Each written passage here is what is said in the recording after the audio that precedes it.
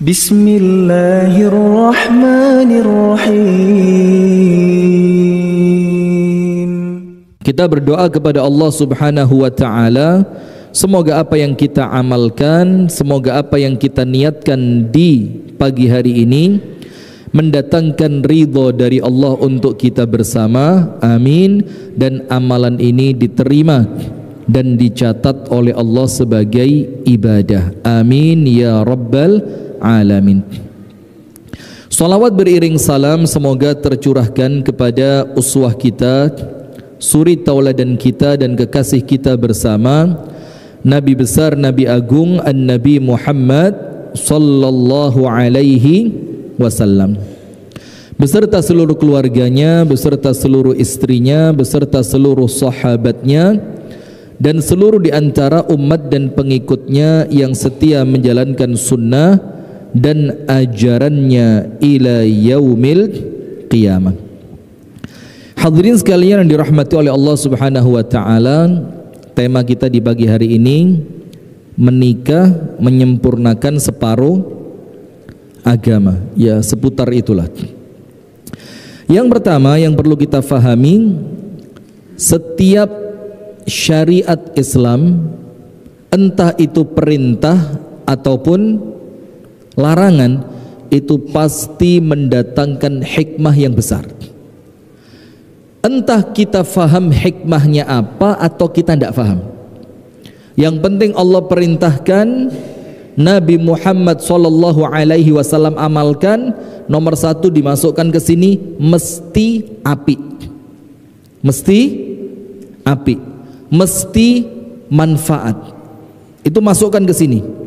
Sehingga ketika kita melakukannya, itu kita melakukan bukan sekedar karena ini tuntutan syariat, tapi kita melakukannya karena kita tahu syariat ini mengandung kebaikan. Dan setiap yang Allah larang dan setiap yang Rasul sallallahu alaihi wasallam ingatkan kita untuk tidak melakukannya, masukkan ke sini dua. Mesti elek. Mesti apa? Elek dan pasti mudarat. Pasti jelek dan pasti mudarat. Nah, ketika semua itu sudah masuk, misalkan kita makan pakai tangan kanan, syariat atau bukan? Syariat. Diajarkan oleh Nabi atau tidak? Diajarkan. Ketika kita makan pakai tangan kanan, maka minimal paling elek kita dapat dua. Nomor satu, kita dapat pahala karena mengamalkan syariat. Yang kedua, kita pasti mendapatkan kebaikan dari apa yang kita lakukan. Kita pasti mendapatkan manfaat dari apa yang kita lakukan. Dan masalahnya sekarang, terkadang banyak di antara kita kalau belum tahu hikmahnya tidak mau melakukan. Maka sekarang berlomba-lomba orang itu cari apa? Hikmah di balik gerakan sholat. Iya benda. Hikmah di balik puasa selama sekian jam. Hikmah bangun sebelum subuh. Orang berlomba-lomba. Karena apa? Karena sekarang ini terkesan syariat tok belum cukup. Orang itu perlu dibikin yakin dengan penelitian ilmiah. Disebutkan dalam jurnal ini, disebutkan dalam artikel ini, disebutkan dalam pembahasan ini, itu baru kita yakin. Ah, ini sesuatu yang perlu diluruskan. Karena kalau semua harus bisa masuk ke sini, Pak, Islam di zaman sahabat tidak akan menyebar. Karena di zaman sahabat Nabi dengan keterbatasan teknologi, itu tidak banyak syariat yang ditemukan hikmahnya apa. Contoh paling gampang, kenapa sunnahnya makan itu pakai tangan, bukan pakai kaki? Kok arahnya ke kaki ya? Kok sunnahnya tidak pakai sendok? Walaupun perkara semacam ini perkara yang tidak saklek harus tangan.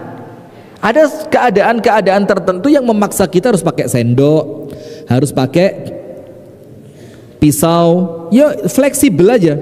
Cuma kita tidak memungkiri sunnahnya tetap menganjurkan kita makan pakai tangan. Sahabat Nabi tidak tanya, Selain memang itu kebiasaan mereka, karena yang dimakan apa? Roti, yang dimakan adalah kurma, sesuatu yang memang mudah untuk diambil dengan jari. Tapi jauh dibalik semua itu, ini sunnahnya Nabi. Dan mereka tidak tanya kenapa harus pakai tangan. Dan jangan dikira sendok ndak ada.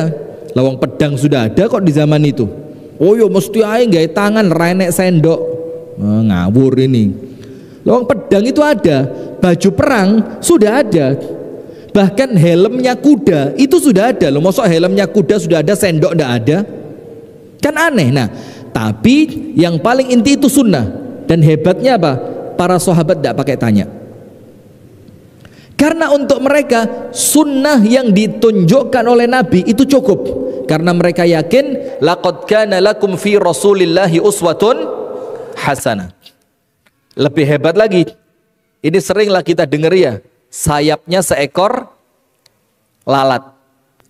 Yang satu mengandung racun, satunya penawar. Para sahabat tidak pakai tanya, yang racun sayap kanan, sayap kiri. Tidak pakai tanya. Ini kenapa kok? Mereka yakin.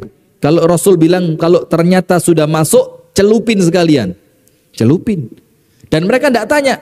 Dan di zaman itu mereka yakin apa yang Rasul ajarkan pasti baik. Dan subhanallah, seiring berjalannya waktu, satu demi satu mulai terungkap. Termasuk larangan makan babi. Dan ini larangannya bukan karena cacing pitanya, Pak. Larangannya karena syariat melarang. Karena nanti kalau ditemukan teknologi menghilangkan cacing pitanya, ya tetap haram. Kenapa? Karena bukan itu sekedar sampingan saja. Saya kasih contoh. Karena saya belajarnya dulu waktu kuliah fikih. Saya kasih contoh fikih begini. Safar berkaitan dengan qasar sholat. Safar dengan apa? Qasar. Terus orang mulai berpikir, oh iya, qasar itu karena di zaman Nabi masjid jarang, nyari air susah, maka kalau sedang safar dimudahkan dengan qasar. Sekarang pertanyaannya, sekarang masjid banyak, cari air di mana-mana mudah, wudhu dimanapun bisa, bahkan sholat di pinggir bahu jalan tol juga bisa. Masih tetap ada tidak syariat qasar itu? Masih ada enggak? Masih. Kenapa? Karena qasar itu ilahnya safar. Yang menjadikan orang boleh qasar bukan repotnya, bukan jarang ada masjidnya, bukan susah cari airnya, tapi ilahnya yang menjadikan qasar itu ada safar. Selama ada safar, maka qasar tetap ada. Mau repot, susah, sibuk ataupun tidak. Sementara jarang masjid, susah air, itu namanya hikmah. Jadi kalau hikmahnya hilang, hukumnya tetap ada. Karena hukum itu ada bukan karena hikmahnya, tapi karena illah. Illahnya apa? Safar. Sama seperti babi tadi. Apa ilahnya babi itu haram? Ayat Al-Quran. Ayat Al-Quran. Maka kalaupun hikmahnya ditemukan karena cacing pita, hikmah itu tidak mempengaruhi hukum. Kalau sekarang cacing pitanya bisa hilang, apakah jadi halal? Ya tidak. Karena apa? Ilah pengharamannya yaitu ayat Al-Quran tetap ada. Sip. Sekarang kita masuk ke pernikahan. Pernikahan itu jamaah, mau ada orang yang bercerai, ya enggak? Apalagi sekarang angka perceraian bagaimana? Meningkat. Anda buka Jawa Pos. Ada dekat sini ya? Mana? Sebelah mana? Sana ya? Oh, jauh ya? Aman berarti aman. Sudah? Itu 1 pekan pasca Lebaran, banyak perempuan menuntut cerai suaminya. Pas kupatan. Ya, pas Rioyo kupat ini ya.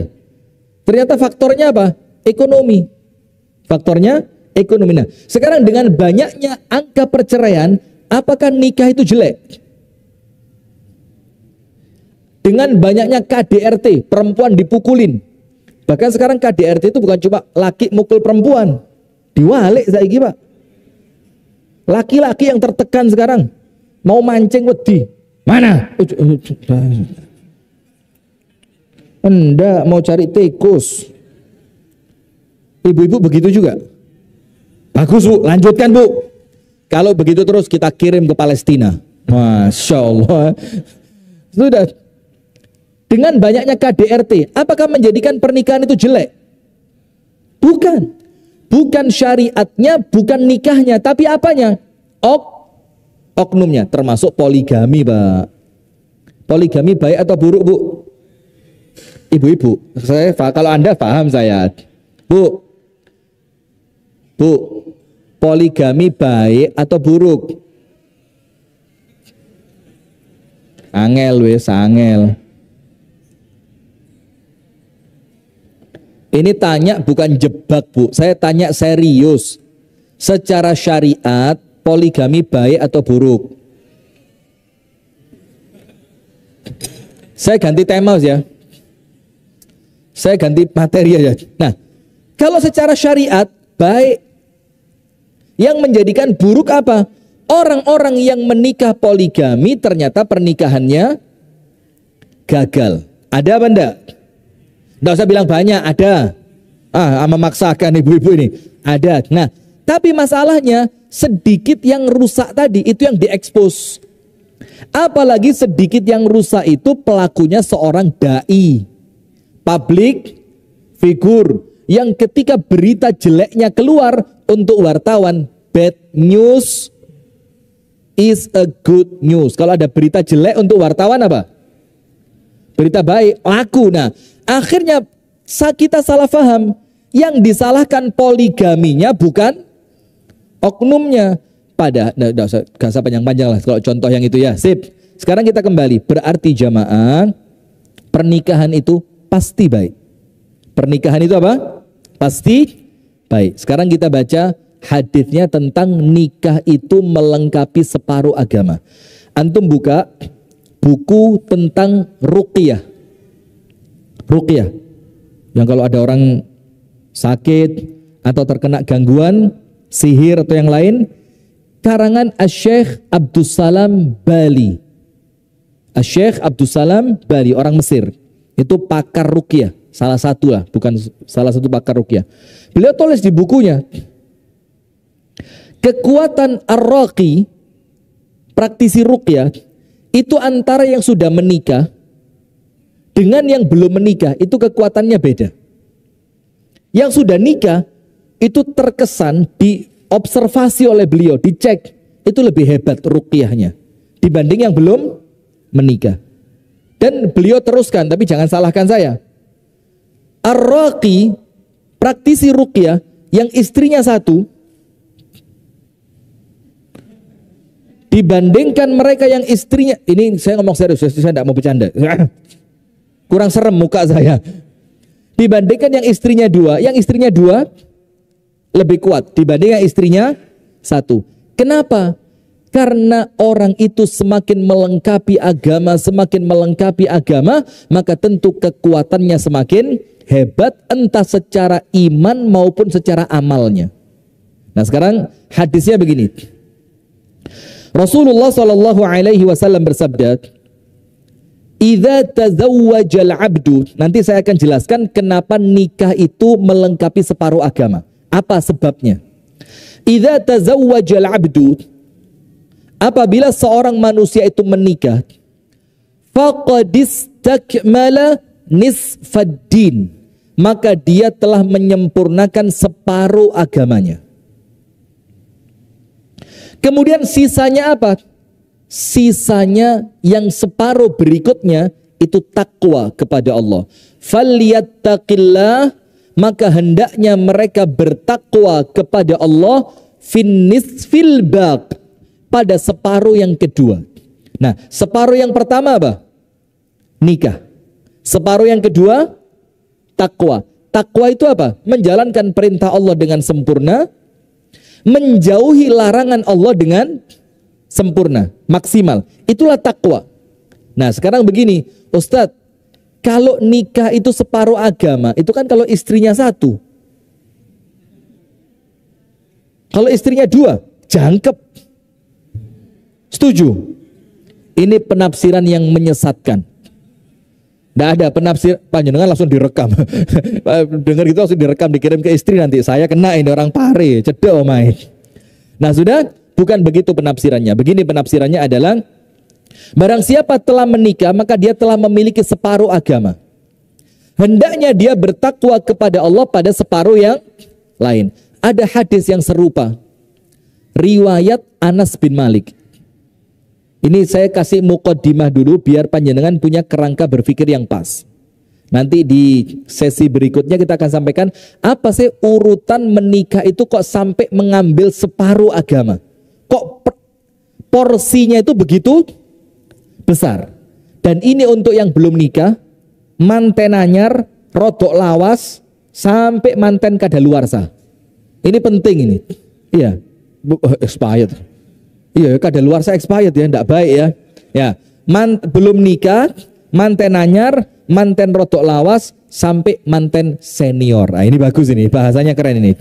Konotasinya positif kalau senior ya. Nah, semuanya manfaat. Hadis yang kedua, ini serupa. Tapi lihat, titik beratnya menikah bukan pada suaminya tapi pada istrinya. Pada kemampuan milih istri. Maka milih istri itu tidak sembarangan. Ada orang milih istri karena cantiknya. Cantik itu bertahan berapa lama? Kalaupun tetap, maaf kalaupun tetap cantik, tapi namanya orang itu kan kepingin kalau belum dimiliki. Kalau sudah dia punya, ndelok bojone koyoke paling elek sak donya. Kok ayuan iki? Kok ayuan iki? Saya tidak berani nunjuk sana saya. Kok ayuan iki? Kenapa? Karena sudah dimiliki, sama setan dibikin apa? Hambar, dibikin hambar. Sementara yang belum dia miliki, yang masih haram untuk dia, setan bilang apa? Iki loh, masih rada ireng tapi manis. Bojomu putih tapi mboseni. Iki loh, masih ndek tapi singset. Bojomu dukur tapi kendor. Jadi terus begitu. Maka kemampuan kita untuk menyempurnakan separuh agama tergantung kedewasaan ketika memilih istri. Ustadz, kok bukan milih suami? Begini Bu, istri itu bayang-bayangnya suami. Iya benda. Kalau suami baik, insya Allah besar kemungkinan istri katut. Tapi kalau suaminya sudah tidak baik, begitu pula. Ya ini kita ngomong normalnya nggih. Walaupun ada 1-2 kasus yang tidak sama ada. Tapi keumuman kalau suaminya tidak baik, biasanya istri apa? Katut. Nah maka sekarang suami kudu milih istri yang baik. Sekarang saya baca hadisnya. Wa an Anas bin Malik radhiyallahu taala anhu anna Rasulullah sallallahu alaihi wasallam qala. Dari sahabat Anas ibnu Malik radhiyallahu anhu dia mengatakan Rasulullah sallallahu alaihi wasallam bersabda, "Man barang siapa razaqahullahu imra'atan salihatan, barang siapa yang oleh Allah dikaruniai rezeki." Berarti hati-hati, istri itu termasuk rezeki. Istri termasuk apa? Rezeki. Saya mau tanya, istri itu rezeki apa nasib?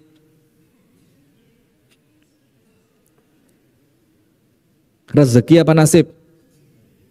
Ya tergantung. Le api, lele, nasib. Nah, ngawur lagi ini ya. Sudah begini. Barang siapa yang oleh Allah dikaruniai rezeki. Ini teks hadisnya. Razaqahullah. Allah memberikannya apa? Rezeki. Apa rezeki itu? Imra'atan salihatan. Seorang istri yang salihah.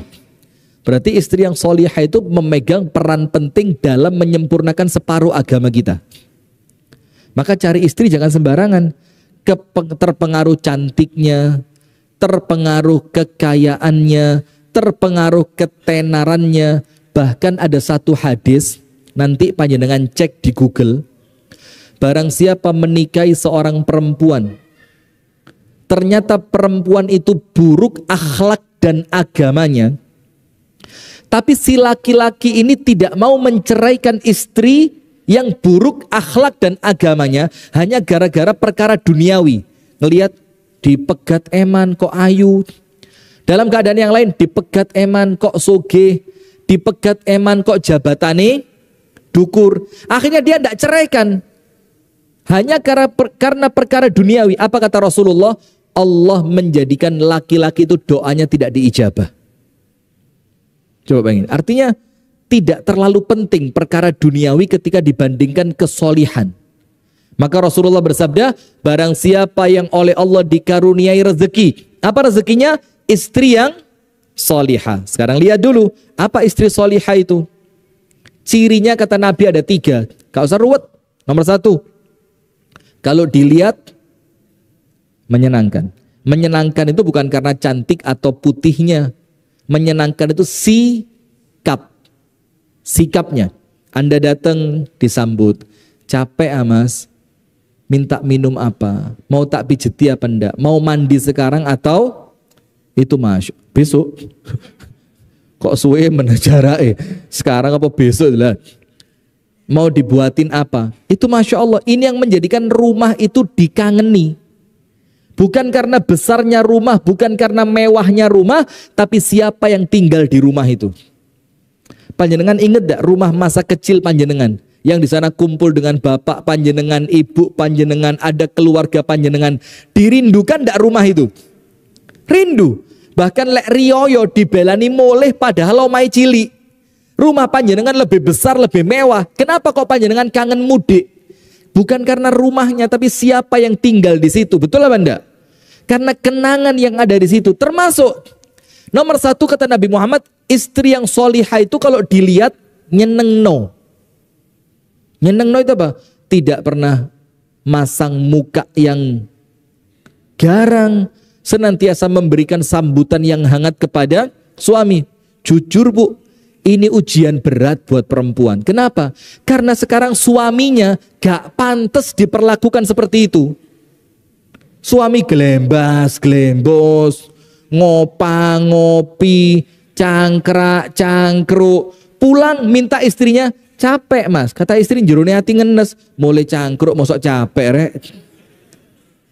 Disambut elek iki garai dosa, disambut api gak pantes. Nah, tapi itulah ujiannya, betul apa enggak Bu? Nah, maka panjenengan harus mampu mendewasakan diri. Ayo bismillah, ini ujian. Tetap harus baik. Yang kedua, kalau diperintah nurut. Suami minta apa? Enggih ndoro. Itu bahasa kasarnya lah ya. Tapi kan ngomong sama suami, iya. Suami minta, Dek, tolong iki kamar aku wis model ngene bosen. Coba Dek aturan ya apa kamar iki bisa berubah. Nggih ndoro. Wis pokok gitu aja. Nenek saya kalau manggil kakek saya itu tuan. Tuan. Jadi kalau manggil suami itu apa? Tuan. Iya tuan. Kepingin mangan opo tuan, sampai kakek saya sakit, Allah semoga Allah merahmati, stroke, tetap diladeni iya tuan, iya tuan. Dan sekarang umi saya kadang-kadang niru, kadang-kadang tapi tidak terus. Kalau manggil abah saya wan, iya wan, tapi rada ono intonasinya ada sedikit ada tekanan, iya wan, ini tuan dolah. Tapi sudah tidak apa-apa. Nah sudah. Kalau diperintah, nurut. Yang ketiga, kalau suaminya pergi, dia bisa menjaga harta suami dan kehormatan dirinya. Itu 3 ciri wanita yang solihah. Nah, kalau para suami punya yang 3 ini 3 bukan jumlahnya, sifatnya. Kalau istri Anda yang satu memiliki 3 sifat ini, cekelono kuat-kuat. Kenapa? Jarang Anda dapat yang lain seperti dia. Nah, maka Rasulullah bersabda, barang siapa oleh Allah diberikan rezeki. Apa rezekinya? Istri yang solihat. Apa yang terjadi? Faqad a'anahu ala syatri dinihi. Maka istri yang seperti itu nolong suami untuk melengkapi separuh agamanya. Jadi bukan cuma nikahnya, tapi siapa yang menjadi istrinya. Maka barang siapa yang menolong seorang suami untuk taat kepada Allah dengan menjadikan dirinya solihah, itu telah nolong suaminya untuk menyempurnakan separuh agamanya. Kemudian falyattaqillah fi syatril baqi. Maka hendaknya si suami tadi melengkapi separuh yang lain. Nah, sekarang jamaah lihat. Apa sih yang menjadikan menikah itu kok melengkapi separuh agama? Supaya yang malas-malas nikah itu sekarang mulai muncul, Pak. Anak-anak muda yang mereka itu punya gerakan, kalaupun mereka nikah, itu mereka punya gerakan namanya child free. Rabi tapi gak gelem duwe anak. Dia lupa dia lahir dari siapa. Coba bapaknya dia punya pikiran yang sama zaman dulu, gak lahir dia itu. Rodok ruwet tarik zaman saiki. Itu yang mau nikah tapi gak mau punya. Ada lagi memang dari awal gak mau nikah. Mereka bilang apa? Ah, nikah itu ngerepoti.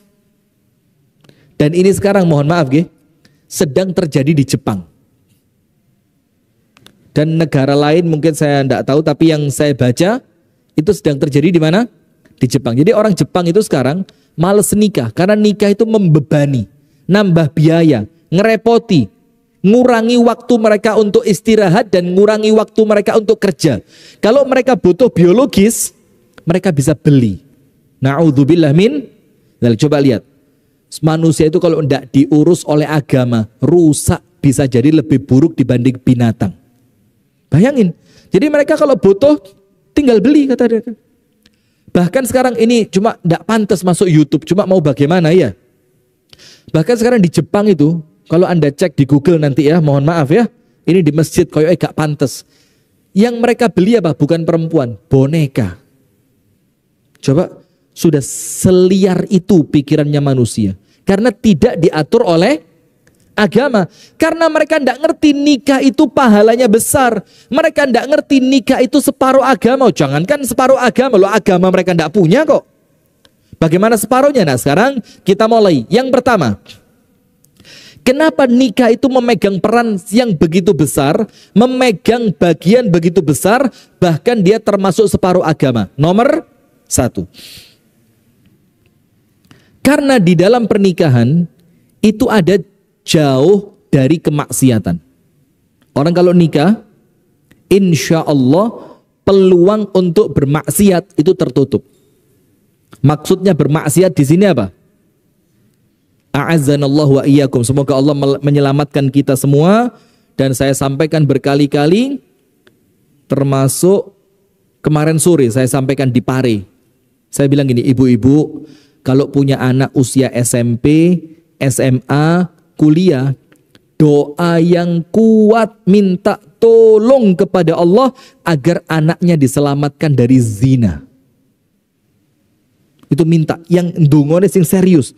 Ya Allah, selamatkan hamba, pasangan hamba, putra putri hamba. Kalau perlu sebutan namanya satu persatu. Jaga mereka ya Allah, jangan sampai mereka melakukan zina. Sekarang mudah sekali. Ada aplikasi-aplikasi yang mempertemukan antar mereka. Na'udzubillah, jadi mainnya sekarang bukan lagi di suatu tempat. Mohon maaf ya, zaman dulu ada yang namanya apa? Lokalisasi lah, ada ini itu. Itu sudah tidak begitu lagi sekarang. Mereka janjian mau di mana kita? Mau hari apa? Astagfirullah. Maka doa ibu-ibu ya. Bapak-bapak juga doa, tapi doanya ibu jauh lebih kuat. Apalagi di kota-kota besar. Apalagi kota besarnya termasuk kota pendidikan. Anda tahu sekarang kota pendidikan itu erat kaitannya dengan kota zina. Seperti mana? Mohon maaf ya. Malang, Jogja. Itu sudah hampir bisa disetarakan antara kota pendidikan, hampir bisa, maaf ya, ini jangan disalahpahami, sama dengan kota zina. Kos-kosan yang bebas, anak yang jauh dari pengawasan orang tua, kiriman uang bulanan yang lebih dari keperluan, iman yang lemah, pergaulan yang buruk, ibadah yang kering, itu menjadikan mereka tidak lagi takut untuk melakukan apa? Zina. Na'udzubillah min dzalik. Doain Bu, anak-anaknya, cucunya, ponaan, semua doain supaya Allah menjauhkan mereka dari zina. Nomor satu, kenapa nikah itu mengambil peran separuh agama? Karena dengan menikah orang akan selamat dari zina. Maka Rasulullah bersabda, yang disuruh bukan yang sudah sepuh, yang disuruh yang masih muda. Muda itu dalam Islam mulai balik sampai umur 40. Balik sampai berapa? 40. Pak Eko masih masuk ini.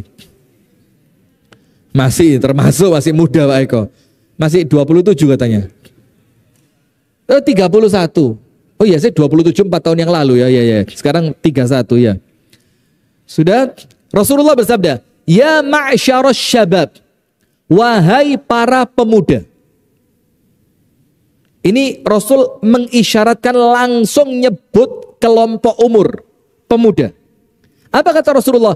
Man istata'a minkumul ba'ata falyatazawwaj. Westala. Ini westala tambahan dari saya ini. Kalau kalian sudah memiliki kemampuan itu dua. Nomor satu, kemampuan secara finansial. Yang kedua, kemampuan secara fisik. Fisiknya mampu. Finansial juga ada. Kalau sudah mampu, Rasul bilang apa? Westala, rabiyo, falyatazawwaj. Dan sekarang kan tidak ada larangan. Kuliah sambil nikah kan tidak ada larangan kan? Boleh sekarang di kampus-kampus itu, dengan tentu dengan ada syaratnya kan? Syaratnya bagaimana, ada rekomendasi dari orang tua segala macam. Itu tidak menghalangi dia untuk tetap kuliah. Falyatazawwaj, hendaknya mereka menikah. Karena apa? Menikah itu akan menjadikan mereka terselamatkan dari dua hal. Nomor satu, fa innahu aghaddu lil basari, menjadikan kalian lebih mudah menundukkan pandangan. Karena apa? Wes gak jelalatan. Dia sudah punya pasangan yang halal. Dia merasa tidak ada faktor yang mendorong dia untuk melihat yang haram. Kenapa? Wes duwe sing halal, buat apa lihat yang haram? Aghaddu lil basar. Aghaddu lil basar itu artinya apa? Lebih mudah menundukkan pandangan dari yang haram, sehingga meripate niku mboten jelalatan.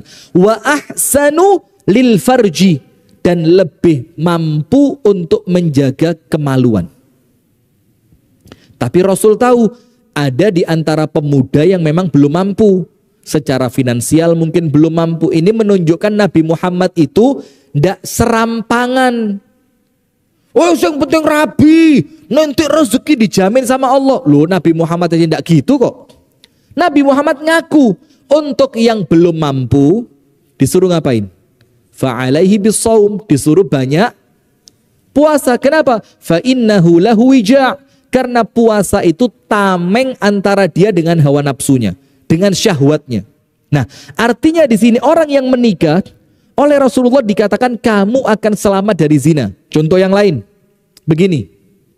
Rasulullah mengatakan kalau laki-laki keluar rumah, yang laki-laki ini, kemudian bahasa Indonesianya apa ya, bahasa Jawanya itu kepencut. Kemudian dia kepencut dengan seorang perempuan yang menjadikan dia ingin, na'udzubillah min syarri dzalik, kepingin berzina dengan perempuan itu. Rasulullah nyuruh laki-laki ini suruh ngapain? Disuruh ngapain? Jima sama istrinya. Ya pulang tok terus ngene kipas-kipas tok lapo. Pulang terus gini, saya kepikiran, ayu Mang Rek, ya Allah. Gede dukur emang, Masya Allah. Kok ya pas seleraku banget iku. Kiwa nengen dukur nisor kanan kiri ngarep buri pas seleraku pol iku. Ya ndak, maksudnya Nabi disuruh pulang untuk apa? Mendatangi istrinya. Supaya apa? Supaya nafsunya tertundukkan. Karena wong lanang ki lek mari turu-turu. Setelah, mana yang gak turu ayo. Ayo. Ibu-ibu lo malah seiso kora-kora, umba-umba, jemur, setrika wong lanang mari. Kalau tidak percaya tanya dokter Aisyah Dahlan. Itu kata dokter Aisyah Dahlan seperti habis kena morfin katanya. Nah sudah, nah maka dengan itu Nabi Muhammad nyuruh apa? Wahai para laki-laki, kalau kalian tertarik dengan perempuan haram di luar rumah, disuruh pulang. Tujuannya apa? Datangi istrimu. Terus Nabi Muhammad melanjutkan, ini non sewu nggih. Nggak tahu kayaknya kok saya ngomong gini nggak pantas di masjid, tapi insya Allah niatan kita ilmu nggih Bu. Karena Rasulullah bilang apa?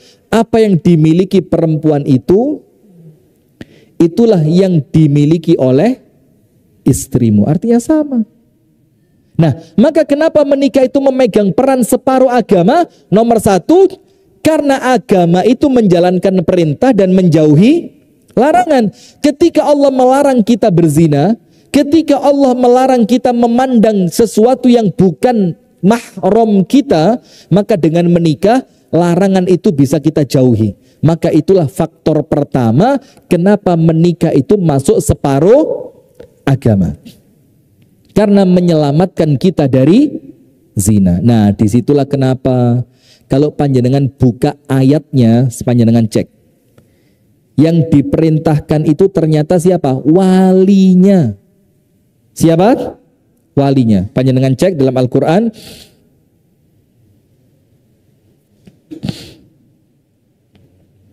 Surat An-Nur ayat 32. Surat apa? An-Nur ayat 32. Karena terkadang ada anak sing wis kepingin tapi gak wani. Karena orang tua biasa menakut-nakuti dengan kalimat apa? Tek kok keimangan opo anake wong. Iya apa ndak? Wong subuh sik digugah kok wis njaluk rabi. Wong selimute gak iso dilempit lho, tangi turu langsung budal sekolah, gak ngresiki kamar, gak ngelempit selimut, gak noto bantal, kok kate noto rumah tangga. Itu ucapan dari orang tua yang menjadikan anak frustasi. Seharusnya bukan begitu kalimatnya. Ini Ustadz Heru kalau ini, bukan saya ini. Seharusnya kalimatnya bagaimana? Mau nikah? Iya Bu, wis kepingin rabi aku. Ya wis, tak enteni 3 wulan. Lek sampean iso disiplin, insya Allah tak golek no calon. Nah itu kan menjadikan anak termotivasi. Akhirnya anak merasa apa? Oh ya wis, kudu tangi sak durunge subuh, kamare kudu rapi, bersih, harus disiplin, harus mandiri. Itu motivasi, bukan tangi subuh sik digugah. Itu ndak ada motivasi buat dia, ndak ada cambuk buat dia. Itu loh, maka seni komunikasi itu penting. Panjenengan tak ceritani, saya punya teman dari Bali. Anak yang sama, cerita yang sama, dengan kemampuan finansial yang sama, tapi beda gaya komunikasi, bisa berubah endingnya. Ceritanya begini, jadi ini kisah nyata, bukan bohong. Teman saya kuliah, ngelamar anaknya orang. Terus sama calon mertuanya ditanya, kamu punya apa ngelamar anak saya itu? Jawabannya apa? Iya Pak, saya ini masih mahasiswa. Uang saya per bulan cuma itu mengecilkan loh. Cuma sekian Pak. Wah, lawang uang cuma segitu kok mau nikah? Ditolak. Pulang ini anak laki-laki ini, cerita sama teman-teman, dibilang apa? Ganti katanya. Jangan cuma, bilang begini, saya Pak, waget ya, akan berikan semua yang saya punya untuk putri Bapak. Disebutkanlah nominalnya sama seperti yang pertama. Cuma yang pertama kena kalimat cuma. Yang kedua, semua yang saya punya saya berikan untuk putri Bapak. Nominalnya sekian. Coba dia berangkat ngelamar anak perempuan yang lain. Ya tentu jodoh di tangan siapa? Allah. Cuma kan Allah tidak pernah menafikan sebab kan? Sebab itu kan penting. Sampai Nabi Muhammad Mekah Medina saja naik apa? Unta. Jalan berapa lama? Hampir 4 harian. Itu Allah menghargai sebab. Coba Allah mau, Allah bisa Mekah Medina seperti Mekah Baitul Maqdis, Isra wal Mi'raj. Pertanyaannya, kenapa Allah tidak bikin Mekah Medina seperti Isra Mi'raj? Padahal Allah mampu. Isra Mi'raj itu lebih jauh dibanding Mekah Medina. Allah bisa bikin sekejap mata, Mekah kling langsung Baitul Maqdis. Kenapa Mekah Medina tidak Allah bikin seperti itu? Karena Allah menghargai sebab. Allah ingin menunjukkan dakwah itu perlu perjuangan, gak enak-enakan tok. Nah, sama seperti ini Pak, jodoh di tangan Allah, tapi sebab itu pengaruh. Datang dia ke rumahnya calon mertuanya. Kamu masih kuliah? Masih kuliah Pak. Oh, terus kamu kerja apa? Privat baca Quran. Karena teman-teman kami di kampus waktu itu kegiatannya dua. Kalau tidak marbot masjid, iya Pak, karena marbot masjid itu ngurangi biaya kos-kosan. Iya betul itu. Terus pokok jadi marbot di masjid, pokok waya adano, gitu Dok. Tapi kita bebas biaya kos, karena perlu ngirit banget ke kuliah di Jakarta itu. Apalagi kalau orang tuanya bukan orang tua yang mampu gitu, wah kalau ndak irit ndak bisa. Sudah, yang kedua merifat ngaji. Nah teman saya ini merifat ngaji.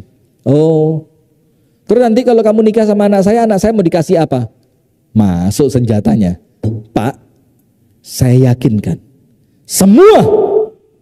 Ya gak nyentak ngono yang kaget ini orang tua ini. Loh ini calon mantu kan nyentak ini. Semua yang saya punya Pak, saya berikan untuk putri Anda. Berapa? 1.700.000. Tapi kalimat semua tadi bikin calon mertua merasa apa? Iki bakal open be anakku ini. Nah, sekarang panjenengan cek. Surat apa tadi? An-Nur ayat 32. Allah berfirman, ini untuk para wali. Supaya anak panjenengan agamane sempurna. Jangan egois. Jangan diwedeni. Ekonomi susah kok kate rabi. Akhirnya dia mikir, timbang ngingu wedhuse karuan tuku sate ini. Hati-hati loh, ini kalimat ini hati-hati betul. Karena nafsu itu Bu, tidak ada jalan kecuali disalurkan. Tidak bisa. Apalagi anak-anak yang usianya masih muda dan dia tidak terbiasa olahraga. Akhirnya ya kalau olahraga masih lumayan lah ada penyaluran lewat olahraga, keringetnya keluar sampai rumah tinggal capek tidur. Kalau tidak olahraga pikirannya runut tok. Eman. Kita baca, wa ankihul ayama minkum wassalihina min ibadikum. Dan nikahkanlah siapa? Al-ayama, orang-orang yang sendirian, tidak punya pasangan di antara kalian. Ini perintah untuk menikahkan. Berarti yang diperintah siapa? Yang punya hak untuk menikahkan. Siapa mereka? Wali. Orang tuanya calon mempelai putra maupun putri. Wassalihina min ibadikum wa imaikum. Dan orang-orang yang kamu lihat sudah pantas dengan kesolihannya. Lihat. Allah mengatakan siap nikah itu Pak, standarnya solih. Standarnya apa? Solih. Jadi maka cetak anak panjenengan bukan hanya sekedar kaya. Bukan sekedar punya pekerjaan. Kalau cuma kaya punya pekerjaan rabi, boleh jadi setelah rabi tetap zina dia. Karena punya uang. Boleh jadi setelah nikah tetap pacaran dia karena merasa punya uang. Tapi kalau solih, insya Allah aman. Maka Allah berfirman, wassolihina, dan orang-orang soleh min ibadikum wa imaikum, di antara budak milik kalian, entah laki-laki ataupun perempuan. Ditambahi sama Allah, iyakunu fuqara, kalaulah mereka dalam keadaan belum mampu, fakir secara finansial. Apa yang terjadi? Yughnihimullahu min fadli. Allah akan mencukupi mereka dengan karunia-Nya. Wallahu wasi'un alim. Dan Allah itu maha luas karunia-Nya dan Allah maha tahu. Nah sekarang lihat. Berarti di sini perintahnya orang tua tidak boleh egois. Lihat anak panjenengan. Saya punya cerita satu orang. Ini dekat sekali dengan saya. Anaknya lulus pondok. Disekolahkan sekolah IT di Jakarta. Yang sekolah itu cuma 6 bulan bayar 1 juta. Saya tidak ngerti sekolah apa itu. Tapi lulus langsung ditampung kerja, ditunggu oleh perusahaan, gajinya antara 8 sampai 10 juta saulan. Dan disekolahkan ke situ. Setelah sekolah ke situ lulus kerja betulan, dapat gaji 8 juta beneran. Terus telepon ke ibunya, "Ma, saya pengen nikah." Kemudian ibunya tanya ke salah satu ustadz, "Bagaimana ustadz, ini anak saya tinggal di Jakarta dalam keadaan gajinya 8 juta, dia punya tempat tinggal, makannya di perusahaan aman." Kata ustadznya apa? "Nikahkan." Padahal umurnya baru berapa? Laki-laki ini 19 tahun. Umurnya baru 19. Akhirnya sama ibunya diuruskan surat rekomendasi nikah ke KUA setempat, dikirim ke Jakarta, nikah dan sekarang sudah punya anak. Tapi selamat, gak zina. Selamat. Nah, kenapa? Karena na'udzubillah, kalau sampai zina, rusak. Eman-eman. Apalagi Sidoarjo, Surabaya, Malang, ini tempat-tempat yang ya Allah, kalau orang tua tidak pengertian betul, kesian anak kita. Nah sudah, maka nikah itu menyelamatkan dari apa? Zina. Maka yang oleh Rasul diperintahkan bukan yang sudah tua, tapi siapa? Yang masih muda.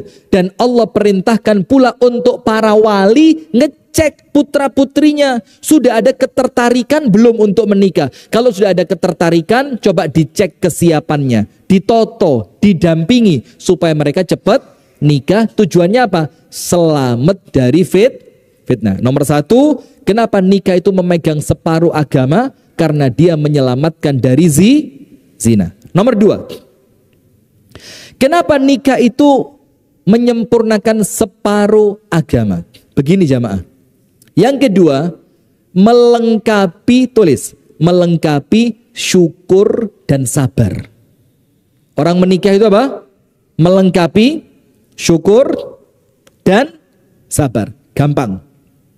Nabi Adam tahu? Allah ciptakan di mana Nabi Adam ini? Di mana? Surga.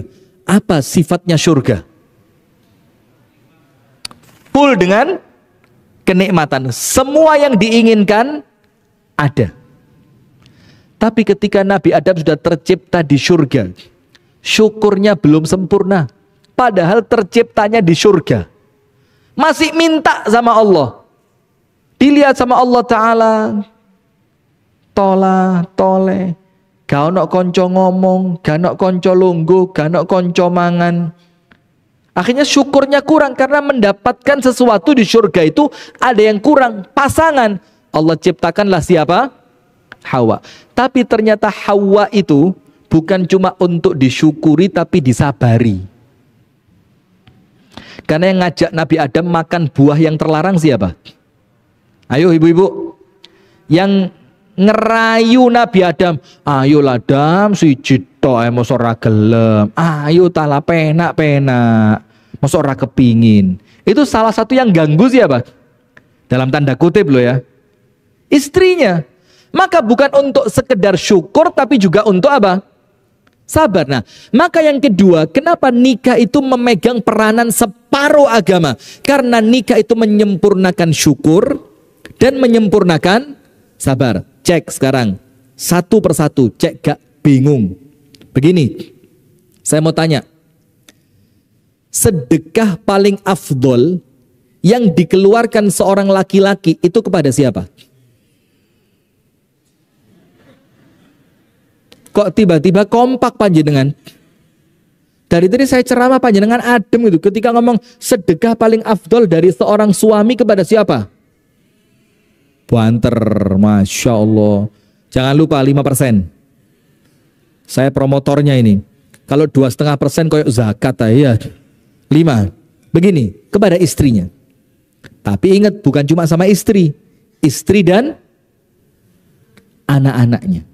Maka Rasulullah tanya, 1 dirham atau 1 dinar, maaf, 1 dinar, keping emas yang disedekahkan di jalan Allah. 1 dinar disedekahkan untuk perang. 1 dinar disedekahkan untuk fakir miskin.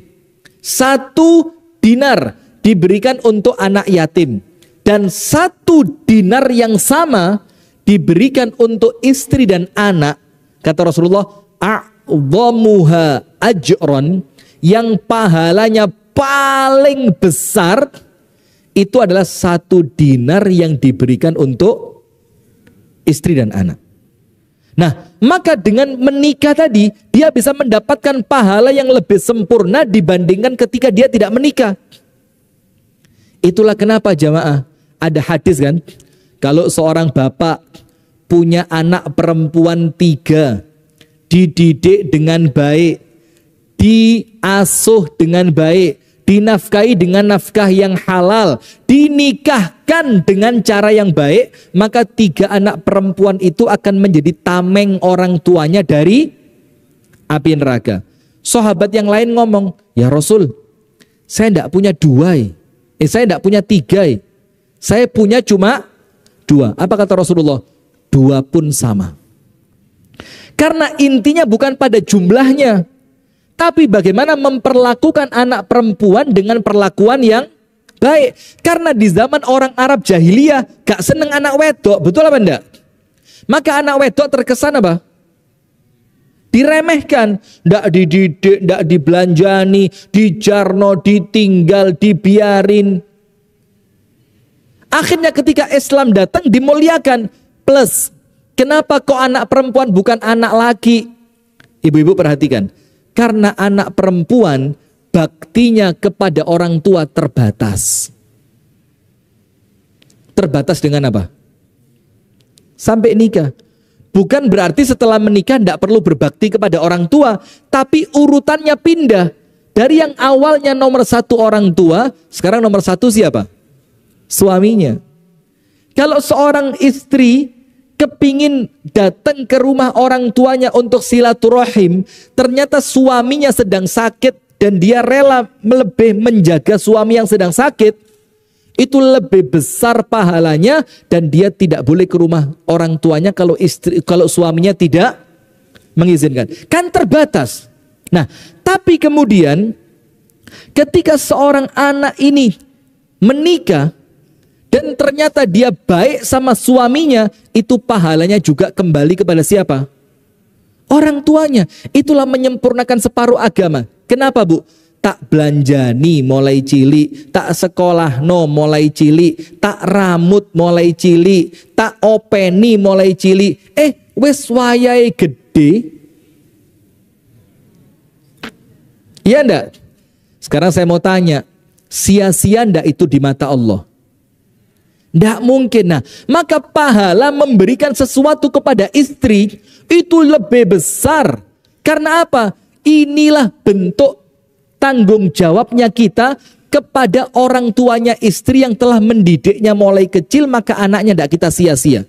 Itu syukurnya kita, Pak. Kita syukur dengan istri, dengan anak perempuan kita. Supaya apa? Agama kita sempurna, karena kita sedang mencetak seorang perempuan yang bakal menjadi istri yang solihah. Sekarang sabar. Sabarnya begini jamaah.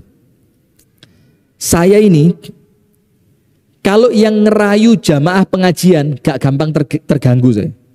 Tapi kalau yang ngerayu istri, misalkan begini, Ustadz, ada film bagus di bioskop, judulnya Jumbo. Angkat tangan yang sudah nonton film Jumbo. Sudah ya? Bagus tidak? Bagus. Yang lain yang sudah lihat film Jumbo? Wah, telat Anda. Gak keren belas. Ini jamaah pengajian ngasih tahu saya, Ustadz ada film bagus judulnya Jumbo. Begini Ustadz, anak ceritanya gemuk, dibully segala macam. Saya bilang, saya tidak suka bioskop. Tapi kita yang ngerayu istri saya, ayolah bang, sekali-sekali bang, masuk perayaan arek-arek gak ndelok bioskop bang. Ini filmnya pendidikan lu bang, ini anti bully lu bang. Saya luntur juga. Akhirnya apa? Berangkat istri saya sama anak saya, Mas Yo saya gak mikut.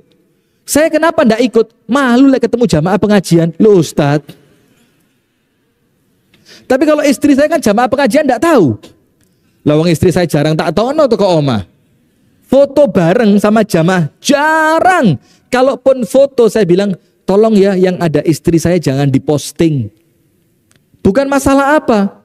Masalahnya karena di adat kami di keluarga kami itu tidak biasa nunjukkan istri, foto bareng istri dipasang di itu untuk adat keluarga kami itu tidak biasa. Nah sekarang, tapi lihat rayuan istri saya lebih berat untuk saya dibanding rayuannya jamaah atau tetangga atau teman atau siapapun. Maka kalau saya tidak sabar-sabar, gampang terayu saya. Nabi Adam dirayu kena, Nabi langsung diciptakan oleh Allah, apalagi seorang ustadz. Nah maka lengkapnya agama dengan keberadaan istri menikah itu karena istri itu melengkapi syukur dan melengkapi sabar. Orang yang paling pantas saya sabari ya istri saya. Orang yang kalau salah paling pantas saya maafkan ya istri saya. Orang yang kalau dia marah saya paling pantas sabar di atas kemarahannya yo istri saya. Maka dengan keberadaan istri dan suami itu agama kita semakin lengkap. Karena kalau syukur, syukurnya semakin kuat. Kalau sabar, sabarnya semakin hebat. Karena sabar kepada seseorang yang kita bisa jadi untuk orang lain kita tidak sabar. Istri saya ruwami, meneng saya. Coba panjenengan yang ngamuk sama saya. Apa saya telat? Gak ngaji aku deh gini, mulai aku. Tapi ketika istri, saya sabar. Begitu pula ketika istri masak, saya syukur. Mas Yo kadang-kadang masakan ini live enggak raya. Saya ngomong gak sepiro enak ya wedi kalau istri saya lihat ini ya jadi masalah. Tapi tidak apa-apa. Ketika istri saya masak, masakannya wasin. Ya bang, enak. Pol. Stantekno kan. Karena dia kerungu enak pol dijogokno maneh. Ya Allah, serba salah rek, diwara gak enak ngamuk, diwara enak diimbui. Iki sementara darah tinggi lagi di kena asin tambah dukur. Bismillah wes mati syahid insyaallah. Kenapa? Nyenengno. Nah, maka kalau makanan ndak enak itu saya beli di warung, marah ndak saya?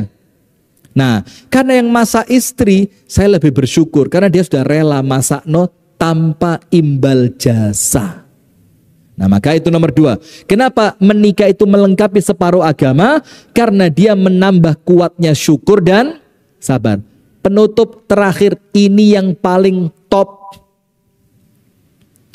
Kenapa menikah itu melengkapi separuh agama? Karena nikah itu jembatan untuk masuk. Allah tenane. Menikah itu apa? Jembatan yang mengantarkan kita insya Allah bakal masuk surga. Apa dalilnya? Apa dalilnya? Bahwa nikah itu adalah jembatan untuk masuk surga. Ayo dalilnya apa? Ada yang tahu? Kenapa kok dengan menikah itu orang bisa masuk surga? Begini jamaah. Menikah itu perintah Allah atau bukan? Sunnah Nabi atau bukan? Semua di antara Nabi dan Rasul semuanya menikah. Semua. Kecuali satu. Siapa?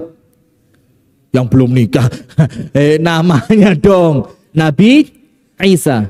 Itu pun nanti ketika Nabi Isa turun, salah satu yang dilakukan pertama kali oleh Nabi Isa apa? Menikah. Maka panjenengan siapkan bu, jangan-jangan putri panjenengan nanti istrinya Nabi Isa. Pantes pora tapi. Lihat Nabi gak mungkin milih sing elek kan? Ketawanya puas sekali Anda. Nah, itu pun Nabi Isa nanti ketika turun akan menikah. Maka nikah itu perintah Allah, nikah itu adalah sunnahnya para Nabi dan Rasul. Sekarang pertanyaan, Nabi Muhammad itu pernah ditanya ibadahnya oleh para sahabat kepada Ibunda Aisyah. Datang, Ibunda Aisyah, tolonglah diceritakan kepada kami, ya apa sih ibadahnya Nabi Muhammad itu seperti apa? Nabi itu kalau ibadah seperti apa? Begini, kata Ibunda Aisyah, ini repot. Kalau tak ceritani nanti kalian kaget. Nggak tak ceritani kalian tanya. Ya apa akhirnya? Akhirnya subhanallah diceritakan sama Ibunda Aisyah. sholat tahajudnya, puasanya, doanya, zikirnya, diceritain semua. Fayastaqilluna ibadatahum amama ibadatin Nabi. Setelah dengar apa yang terjadi, mereka mikir, waduh, aduh rek, antara kita dengan Nabi itu ibadahnya apa? Jauh. Maka yang nomor satu bilang apa? Wes, kalau gitu saya tidak akan tidur. Malam suntuk saya bakal sholat tok supaya sama dengan Nabi. Yang kedua bilang apa? Kalau gitu saya akan puasa tiap hari, gak tahu gak poso blas, supaya sama dengan Nabi. Yang ketiga bilang apa? Saya tidak mau nikah. La atazawwajun nisa, saya tidak akan nikah. Kenapa? Karena kalau saya nikah, waktu saya akan tersita untuk istri dan anak-anak. Maka saya tidak akan nikah supaya waktu saya full untuk siapa? Suami. Untuk Allah. Untuk Allah. Karena tidak nikah, full untuk Allah. Sholat, poso, jihad, tidak diganggu istri, tidak diganggu anak. Sudah, ketika 3 orang ini pulang, Ibunda Aisyah cerita sama Nabi Muhammad, ya Nabi, tadi ada cerita. Bagaimana ceritanya? Ada 3 orang sahabat tanya tentang ibadah panjenengan, tak ceritani. Akhirnya mereka ngomong apa? Kalau gitu, yang pertama ndak mau tidur, mau sholat terus. Yang kedua ndak mau buka, mau puasa terus. Yang ketiga ndak mau nikah, mau ibadah terus. Sama Nabi dipanggil 3 orang tadi, dicari, ketemu, dideketin. Gini, kamu yang ngomong begini. Betul ya Nabi. Begini kata Nabi Muhammad, saya ini orang yang paling bertakwa kepada Allah. Kalau dalam makna yang lain, saya ini oleh Allah sudah dijamin masuk surga. Dalam maknanya loh ya, dijamin masuk surga. Tapi kalau malam saya yo tidur, yo sholat. Ada waktu untuk tidur, ada waktu untuk sholat. Yang kedua, saya puasa, tapi tidak jarang saya juga tidak puasa. Dan saya kata Nabi, wa atazawwajun nisa, dan saya menikahi perempuan. Baru ditutup, faman raghiba an sunnati falaisa minni. Orang yang membenci caraku, maka dia tidak termasuk dari umatku. Kalau tidak termasuk umatnya Nabi, tempatnya di mana? Nah, berarti dengan hadis ini tadi Pak, nikah itu mengantarkan kita ke surga. Karena kita ini menikah untuk menyamai Nabi. Walaupun pernikahan kita mungkin tidak sesempurna pernikahannya Nabi. Tapi minimal spiritnya, saya nikah untuk melakukan sunnahnya Nabi. Yang dengan mengamalkan sunnah akan mengantarkan kita masuk surga. Dalil yang lain, Rasulullah bersabda begini, semua di antara umatku pasti masuk. Kullu ummati yadkhulunal jannah illa man aba. Semuanya masuk surga kecuali yang tidak mau. Sahabat kaget. Ya Rasul, surga itu kan indah. Baru kemarin siang, Jumat siang, saya kumpul sama teman saya. Itu tidak seneng suasana pedesaan, senengnya perkotaan. Terus dia tanya, Ustadz, lah surga itu kebun, sungai, buah. Aku gak seneng ya Ustadz. Aku seneng sih modern, gedung, bangunan modern, kereta listrik. Lah masa surga kok kebun Ustadz? Blawnger ya, bapakku tani. Ibu, masa ngono mana? Saya bilang apa? Loh, surga itu digambarkan kebun karena orang Arab gak tahu ndelok kebun. Surga itu digambarkan sungai karena sungai itu untuk orang Arab itu mahal banget. Surga itu digambarkan buah-buahan yang deket.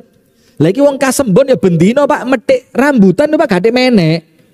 Inilah surga wisan. Karena mereka tidak mendapati itu. Intinya surga itu nyenengno. Apa? Termasuk ibu-ibu. Lah kalau suami saya nanti bidadarinya 70.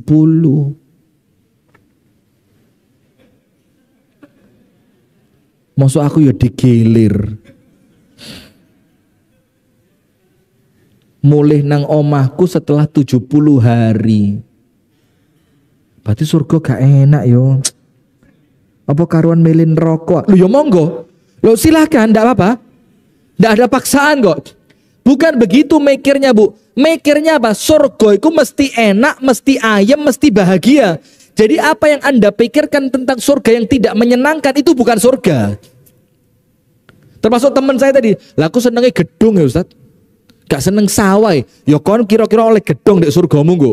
Mek kewotak tok ono isine lift. Riwa riwini soduku di sod.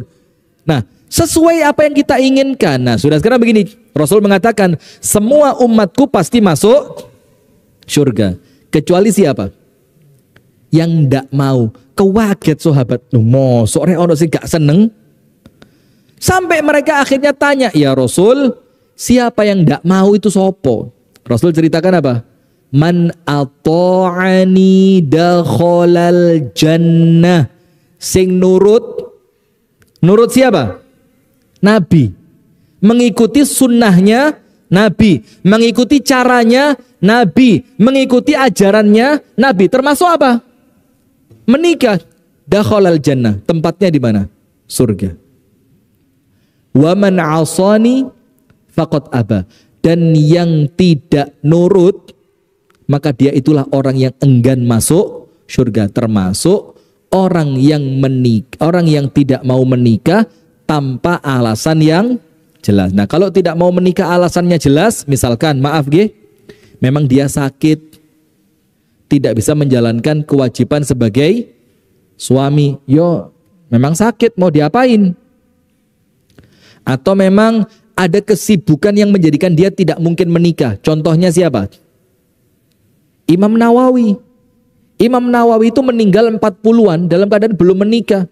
Kenapa tidak menikah? Karena memang ilmunya tanpa menikah pun ditulis waktunya masih kurang. Apalagi ditambahi nikah, tambah gak ketulis itu ilmunya itu. Itu alasannya jelas. Nah, tapi kalau yang alasan-alasan tidak jelas, tidak dibenarkan. Sip, berarti menikah itu adalah melengkapi separuh agama, dijelaskan oleh para ulama karena 3 perkara. Nomor 1, karena menghindarkan kita dari dosa. Wabil khusus, dosanya berupa apa? Zina. Insya Allah kalau nikah, mudah-mudahan selamat dari zina. Nomor 2, menikah itu melengkapi syukur dan sabar, pahalane tambah gede, kesempurnaan syukurnya lebih bagus, kesempurnaan sabarnya tambah kuat. Dan yang ketiga, menikah itu termasuk jalan untuk menuju surga. Mengabdi kepada suami, masuk surga. Maka perempuan itu sholatnya baik, puasanya baik, pandai menjaga diri, nurut sama dari 4 ini yang susah yang mana? 4-empatnya ya males. Sholat insya Allah mudah lah ya. Sholat yang diwajibkan kan cuma 5 waktu. Puasa mek Ramadan tok. Menjaga kehormatan insya Allah gampang lah. Iya. Tapi yang susah apa? Nurut sama. Kalau yang 4 ini panjenengan sukses, dipanggil untuk masuk surga lewat pintu yang mana? Bebas. Mau masuk pintu yang manapun boleh. Lewat jalur apa? Pernikahan. Kalau tidak nikah mau nurut sama siapa? Sama suaminya orang. Malah neraka. Ya malah apa? Neraka. Begitupun suami, kalau dia mampu mendidik anaknya dengan baik, maka jaminannya apa? Surga. Sekarang kalau ndak nikah punya anak lewat mana? Nah, maka nomor 1, menghindarkan dari dosa. Nomor 2, menyempurnakan syukur dan sabar. Yang ketiga, nikah merupakan jalan untuk menuju surga. Itu yang dapat saya sampaikan. Silakan kalau memang ada yang ditanyakan, fal yatafaddal mashkuran ma'juran, tapi 1, tolong pertanyaannya sesuai dengan tema, biar tidak gelambiar kemana-mana. Jangan tanya Ustadz, bagaimana ini ekonomi lagi repot ini. Ya bingung saya ya. Tapi jangan khawatir, sebentar lagi program makan bergizi gratis sudah masuk Sidoarjo. Bapak-bapak juga dapat insya Allah. Baik.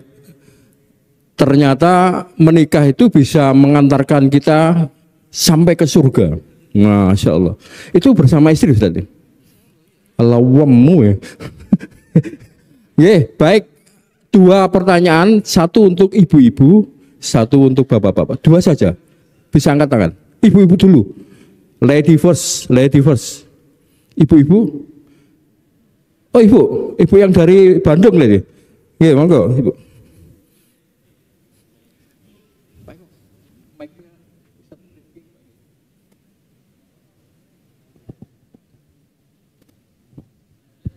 Assalamualaikum warahmatullahi wabarakatuh. Ustadz, saya tanya bagaimana tentang hadis Nabi an-nikahu sunnati faman raghiba an sunnati falaisa minni. Ini untuk seorang janda yang sudah ditinggal suaminya, dan juga untuk seorang istri yang belum menemukan jodohnya hingga dia berusia tua. Ustadz, terima kasih. Iya, ini langsung dijawab apa ke Bapak dulu untuk pertanyaan kedua? Langsung aja ya. Langsung ya? Siap, oke. Pakai ini, Ustaz. Jazakallah. Begini, semua hukum syariat itu pasti ada pengecualian. Semua. Anda ngomong hukum syariat apapun, pasti ada dalam fikih namanya istitsna, pengecualian. Contoh, orang wudhu. Ketika dia membasuh kepala, batas kepala itu apa? Mulai awal tumbuhnya rambut sampai bagian yang paling belakang. Kemudian mencuci muka batasnya apa? Mulai tumbuhnya rambut sampai dagu bagian bawah. Pertanyaan sekarang, untuk orang yang tumbuhnya rambut dari sini, jadi depan ini Masya Allah mulus, baru ada rambutnya di sini. Terus batas kepalanya mana? Mulai tumbuhnya rambut sini berarti. Terus kalau membasuh wajah, batasnya wajah itu mulai awal, berarti wajahnya mulai sini sampai sini. Kalau ketemu orang ngadepin pakai wajahnya begini.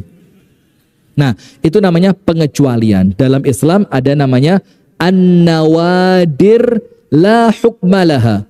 Perkara-perkara di luar batas kenormalan itu tidak ada hukumnya. Hukumnya mengikuti apa? Mengikuti keumuman. Nah, sama seperti pertanyaannya tadi, barakallahu fiik. Untuk janda, saya punya video khusus. Apakah janda itu setelah ditinggal wafat suami, ini janda wafat gitu, bukan janda cerai, karena tentu beda, treatmentnya beda. Saya paham itu, nanti saya cerita ini berdua kita. Janda ditinggal wafat suami, lebih baik menikah atau lebih baik sabar tidak menikah? Itu ada video khusus. Nanti Mas Arief mungkin bisa kasih videonya. Carikan yang nanti bisa hubungi Mas Arief ini. Intinya begini, kalau tidak khawatir terjatuh pada perzinaan dan Anda kemudian merasa tidak ada dorongan finansial untuk perlu menikah karena secara ekonomi Anda juga sudah mapan, dan Anda memilih untuk fokus menjaga anak, maka itu lebih baik tidak menikah. Tapi kalau khawatir tidak menikah jadi omongannya orang, nanti malah dibuat mainan, dijadikan bahan ejekan, kemudian Anda juga khawatir kalau tidak nikah nanti karena dorongan biologis masih normal, masih dalam keadaan butuh biologis, dalam keadaan finansial juga membutuhkan, maka tentu pada posisi seperti ini lebih bagus menikah. Nah, jadi nanti ditimbang, videonya ada, lengkap itu, ada pilihan-pilihannya. Kemudian untuk seorang gadis yang tidak kunjung mendapatkan suami sampai usianya tidak muda lagi, nah maka tentu ini jalur surganya dia Bukan menikah berarti, tapi apa? Bersabar untuk tetap husnudzon, bersabar untuk tetap berikhtiar, bersabar untuk menahan diri tidak berzina dalam keadaan tidak punya suami. Jadi setiap orang itu punya peluang surganya masing-masing. Itulah kenapa pintu surga bukan cuma satu, tapi berapa? 8. Karena potensi surga kita satu dengan yang lain tidak sama. Maka untuk yang menikah, potensi surganya apa? Sabar atas kekurangan pasangan, sabar untuk tetap baik melayani pasangan. Tapi untuk yang Allah takdirkan tidak mendapatkan pasangan, potensi surganya lewat apa? Tetap sabar dengan ketetapan Allah, tetap sabar untuk tidak berzina, tetap sabar untuk berusaha tetap mencari pasangan. Maka tentu ini konteksnya berbeda ya. Wallahu ta'ala a'lam bissawab.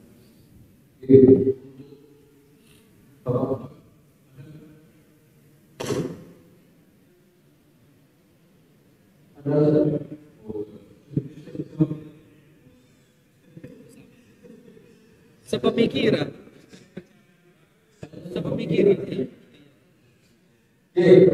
Sudah ada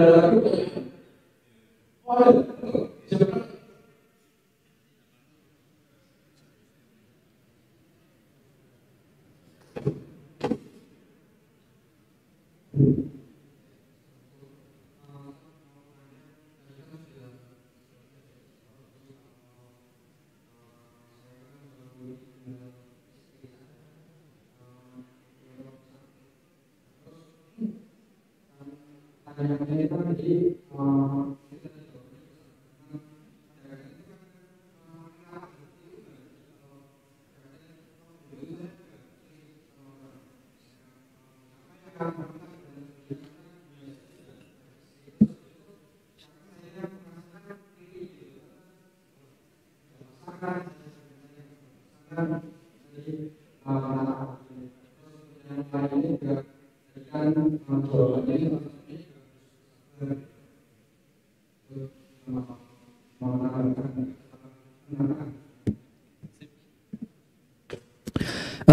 Kasus seperti yang beliau tanyakan juga yang sama dengan yang ibu tanyakan tadi, ini banyak sekali. Dan insya Allah kalau panjenengan buka di YouTube kami, itu temanya seputar itu.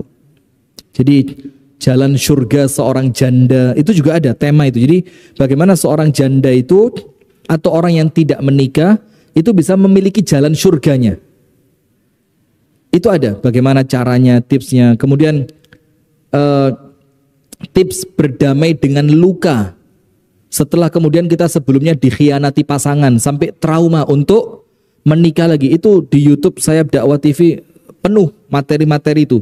Sampai saya dibilang Ustadz gak iso moco kitab gara-gara ndak punya kajian kitab katanya. Padahal kajian kitab saya di Kediri itu banyak. Ada kitab tafsir Ibnu Katsir, ada kitab Al-Adabul Mufrad, ada kitab Syama'il Muhammadiyah, ada kitab Usul Thalatha, ada kitab Tauhid. Cuma kan yang itu ndak naik, viewernya ndak sepiro menarik. Tapi ketika jalan surga seorang janda, mumbul. Nampaknya penonton saya ini ya Masya Allah ya. Nah sudah, begini Pak, ketika ditinggal istri memang itu ndak ringan. Bahkan sampai saya itu ngomong sama istri saya Pak, karuan kene iki lek mati bareng ayo. Jadi sampai punya perasaan seperti itu. Karena apa? Kalau dia yang saya tinggal, saya takut dia nikah lagi. Dan dia juga mungkin ya sedihnya ya terlalu.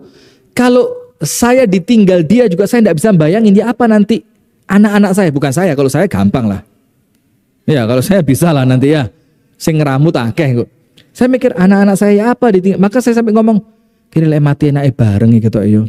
Ndak tahu lah caranya, terserah Allah lah. Yang penting bareng gitu loh, bareng gitu. Sehingga ndak ada sedih-sedihan, terus kumpul di dunia, di alam barzakh nanti juga bakal kumpul lagi. Ndak ono perasaan khawatir dikhianati, ndak ada perasaan takut sendiri. Walaupun itu sebenarnya ndak boleh. Karena apa? Kita itu umur kita, takdir kita serahkan kepada siapa? Yang penting tawakal aja. Nah, tapi memang saya tahu Pak, ndak ringan Pak. Ada beberapa, bukan teman ini contoh kasus saja, yang ditinggal wafat istrinya. itu hidupnya wis kayak layangan putus. Dia tidak tahu mau kemana, pulang ke rumah itu bingung saya mau ngapain, dia keluar tidak nyaman di luar, memang berat. Nah maka bagaimana caranya noto ati? Ada 3 tips. Nomor 1, panjenengan cari ilmu tentang takdir Allah itu pasti yang terbaik. Cari ilmunya Pak, cari di YouTube, cari di Google, cari di kitab-kitab, bahwa takdir itu adalah yang terbaik. Apa yang Allah putuskan bagi kita, itulah saat ini memang yang terbaik untuk kita. Boleh jadi ketika istri masih hidup, boleh jadi Anda nyakitin perasaannya, siapa tahu. Ataupun sebaliknya, boleh jadi istri yang masih hidup itu boleh jadi nyakitin kita, sehingga respeknya kita kepada dia berkurang. Maka boleh jadi oleh Allah diputus di tengah jalan. Tujuannya apa? Agar terputusnya dalam keadaan kesan dan citra yang baik, sehingga Anda terus mendoakan, Anda terus ingat, Anda terus mengingat kebaikannya. Maka ingat, nomor 1, pelajari bahwa takdir Allah itu adalah yang terbaik. Nomor 2, ada ibadah namanya sabar. Nanti di surga itu ada derajat yang tidak bisa digapai dengan ibadah. Sholat tidak bisa, puasa tidak bisa, baca Quran. Tapi tergapainya derajat itu dengan apa? Sabar. Dan sabar tidak mungkin kita bisa miliki kalau sabar itu tidak ada lewat ujian. Mesti sabar itu lewatnya apa? Ujian. Ketika panjenengan diuji, panjenengan punya kesempatan untuk sabar. Dan sabar ini adalah pahala tertinggi di surga. Apa ayatnya? Innama yuwaffas sabiruna ajrohum bighairi hisab. Hanya untuk orang yang sabar Allah kasih bayaran tanpa hitungan, tanpa hisab. Orang sholat ada 17 derajat, orang zakat ada, orang sedekah ada hitungannya, tapi sabar tidak pakai hitungan. Kenapa ditafsirkan oleh para ulama? Kenapa orang yang sabar tidak pakai hitungan? Karena sabarnya juga tidak hitung-hitungan. Karena dibilang sabar itu tanpa batas. Maka Allah juga kasih pahala tanpa batas. Nomor 3 Pak, untuk noto ati itu caranya dengan mengalihkan pada kegiatan yang positif. Karena kita ini mesti kepikiran kalau kita sedang tidak ada kegiatan. Maka alihkan dengan apa? Baca Quran, kumpul dengan orang-orang masjid, duduk di majelis taklim, Anda puasa, Anda sedekah, Anda olahraga, Anda melakukan aktivitas yang positif. Aktivitas positif itu termasuk tips untuk noto ati. Nomor 1, pelajari ilmu tentang takdir, bahwa takdir itu pasti yang terbaik. Nomor 2, Anda bagaimana caranya untuk tetap bisa sabar, karena boleh jadi Allah kasih ujian ini karena Allah ingin memberi pahala sabar kepada Anda. Nomor 3, lakukan aktivitas yang positif dan tidak menutup kemungkinan. Ada seorang laki-laki ngomong begini, pokok aku lek bojoku mati gak mungkin rabi maneh. Dan saya ingetin, jangan begitu. Kenapa?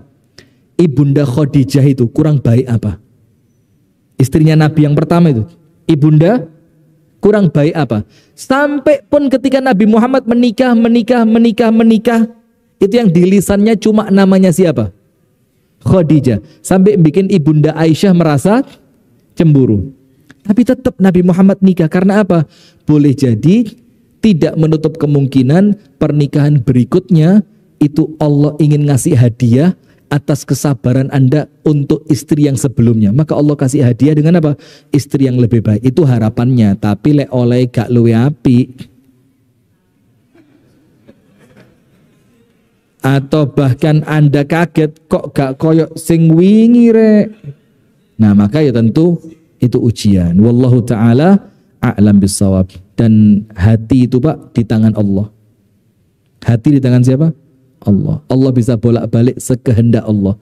Dan kuncinya cuma satu, ala bidzikrillahi tatma'innul qulub. Saya baru tanggal 2 April yang lalu itu dikasih hadiah ulang tahun sama Allah. Apa hadiah ulang tahunnya? Teman terdekat saya meninggal dunia, yang saya kemanapun mesti saya ajak dia. Saya subuhan terus sarapan, tak telepon, yuk sarapan. Saya sumpek tak ajak kum-kum di sumber, saya ajak dia. Ketika saya keluar kota kepingin refreshing bukan untuk pengajian, saya ajak dia. Bahkan bukan istri yang saya ajak, beliau. Itu Allah takdirkan meninggal. Saya kayak orang bingung seminggu. Kayak orang bingung saya seminggu. Tak. Tapi subhanallah, memang yo hati itu kan di tangan Allah ya. Maka obatnya yo sesuai dengan apa yang Allah ajarkan. Dipakai zikir, dipakai ngaji, dipakai sholawat, dipakai istighfar. Alhamdulillah, lama-kelamaan mulai ketoto. Tanggal 2 April yang lalu meninggal. Jadi panjenengan banyakin zikir. Wallahu ta'ala a'lam bissawab.